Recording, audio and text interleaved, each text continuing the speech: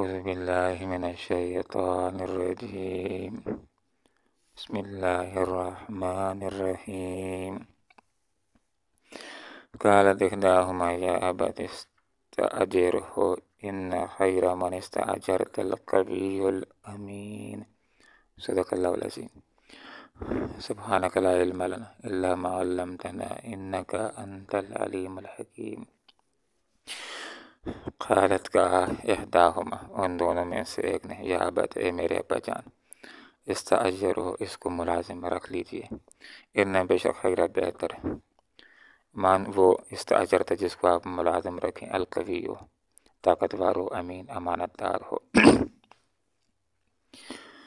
بچیوں کے لیے ان کے جانوروں کو حضرت موسیٰ علیہ السلام نے پانی پلایا. وقت سے پہلے گھر پہنچ گئیں. ابا جان کو قصہ سنایا.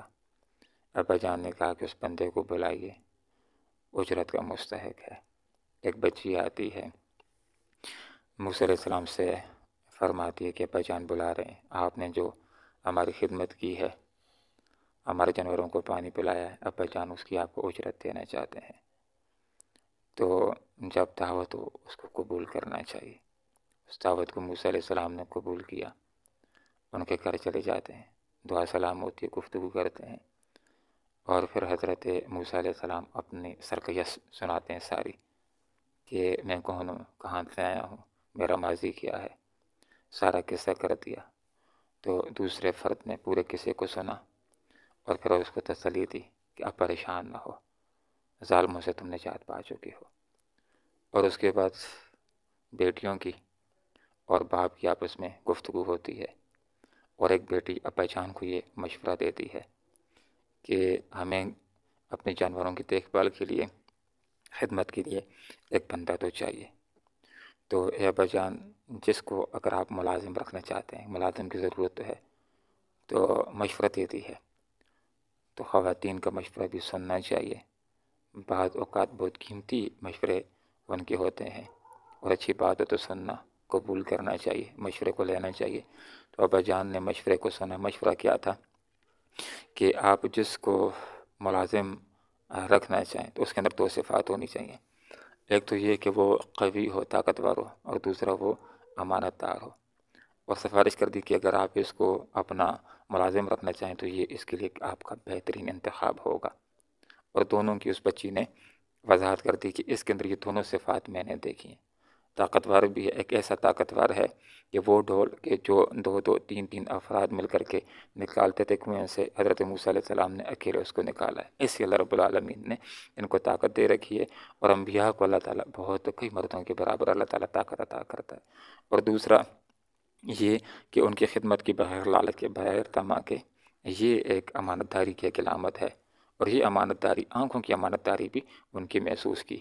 علماء نے تفسیروں کے اندر یہ بات لکھی کہ بچی لڑکی آگے آگے جا رہی تھی اور ہوا چل رہی تھی, اور اس کی جو جھیل تھی, جو پردے کا کپڑا تھا, اڑ رہا تھا. تو موسیٰ علیہ السلام نے اسے کہا کہ تم پیچھے پیچھے آؤ, اور جس طرف مڑنا تو اس طرف کنکری پھینک دیا کرو, میں اس طرف مڑ جاؤں گا, اس طرح تو ہمارا گھر آ جائے گا. تو موسیٰ علیہ السلام آگے آگے جا رہے تھے, وہ لڑکی پیچھے پیچھے آ رہی تھی, اور جس طرف بھی مڑنا ہوتا تھا بس کنکری پھینک دیتی تھی, وہ سمجھ جاتے تھے کہ اس طرف مڑنا ہے, اس طرف مڑنا ہے.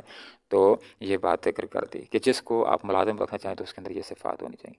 یہ جو صفات ہیں انسان کی زندگی کو بہتر بناتی ہیں. حدیث کا یہ مفہوم ہے المؤمن القوی خیر من مؤمن الضعیف, کہ جو طاقتور مومن ہے وہ ضعیف مومن سے بہتر ہے. تو مراد یہ کہ ایک بندے کو اپنی صحت کی طرف کافی اس کو توجہ دینی چاہیے. اگر اس کی صحت اچھی ہے, بہترین ہے, تو وہ کام بھی کر سکتا ہے, دوسروں کا محتاج بھی نہیں ہے, وہ بہترین مزدوری بھی کر سکتا ہے, وہ بلاگ بھی اٹھا سکتا ہے. اور اگر اس کی صحت اچھی ہے, بہترین ہے, تو کسی کا محتاج بھی نہیں ہوگا. صحت اس کی اچھی بہترین ہے تو وہ جہاد بھی کر سکے گا, حج بھی بہترین انداز کے اندر خود کر سکے گا. تو اپنی صحت کے اوپر توجہ دینا یہ اسلام نے ہمیں تعلیم کیا ہے. اور دوسری بات کہ جس بندے کے اندر محنت کی صفت ہوتی ہے, جو محنت کرنے والا ہے, اور پھر اس کے اندر امانت داری ہو, تو یہ محنت مسلسل اور امانت داری اور جس بندے کی ہاں ہے کام کر رہا ہے اس کا فائدہ کو سوچنے والا، یہ وہ چیزیں جو انسان کو دنیا کے اندر ترقی دیتی ہیں، جو انسان کو آگے بڑھاتی ہیں۔ تو یہاں پر یہ بات ذکر کر دی کہ موسیٰ علیہ السلام نے جو اخلاص کے ساتھ کام کیا تھا، اور جو دیانت داری کی تھی، جو امانت داری کی تھی، اور جو اپنی قوت کا استعمال کیا تھا مظلوموں کے حق کے اندر، تو اس کا اللہ رب العالمین نے ان کو صلہ دیا ہے۔ تو فرمایا قال انی ارید، اب والد کا ذہن بن گیا، اور پرائے لڑکے کو اپنے گھر کے اندر رکھنا، جس کے اندر نوجوان بچیاں بھی ہیں، یہ تو بالکل ناروا ہوتا ہے، برا ہوتا ہے۔ اس کا ایک ہی جائز طریقہ ہے کہ اپنی ایک بچی کے ساتھ ان کی شادی کرا دے، تو گھر داماد بن جائے گا، تو گھر کے اندر رہ سکے گا۔ قال کا انی ارید، میں چاہتا ہوں ان کے حق کہ نکاح کرا دوں تیرے ساتھ، ایک کے ساتھ اپنی ان دو بچیوں میں سے۔